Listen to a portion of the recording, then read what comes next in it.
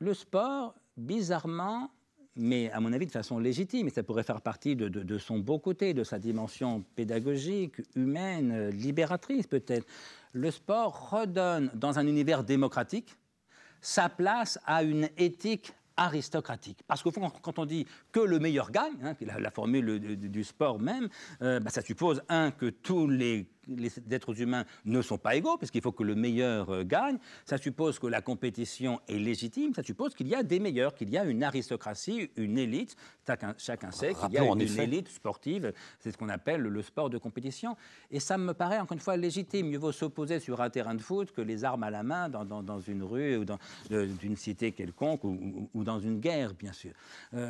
Mon ami Francis Wolff, dans un très beau livre qu'il a consacré à la corrida, qui s'appelle Philosophie de la corrida, qui est paru chez Fayard, je crois, en 2007, il dit à propos de l'éthique torera, si l'on peut dire, qu'au fond, c'est une éthique aristocratique pour tout le monde. Eh bien, je crois qu'on peut le dire plus généralement pour le sport. C'est une éthique aristocratique.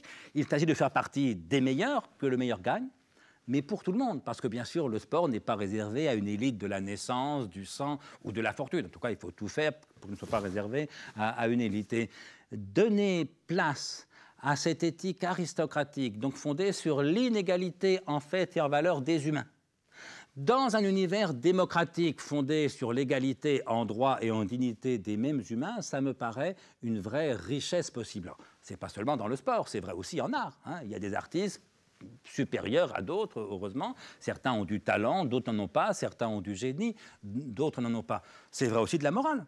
Il y a des salauds, il y a des gens bien. Évidemment que les gens bien sont supérieurs en fait et en valeur aux salauds, etc., etc. Le sport n'est pas le seul domaine où cette éthique aristocratique peut trouver à s'exprimer. Mais vu la place énorme qu'il occupe dans la tête de nos contemporains et dans nos médias, il pourrait aider nos concitoyens à comprendre qu'il n'y a pas à choisir entre la morale démocratique, égalitaire des droits de l'homme d'une part et l'éthique aristocratique des meilleurs d'autre part. Les deux sont légitimes.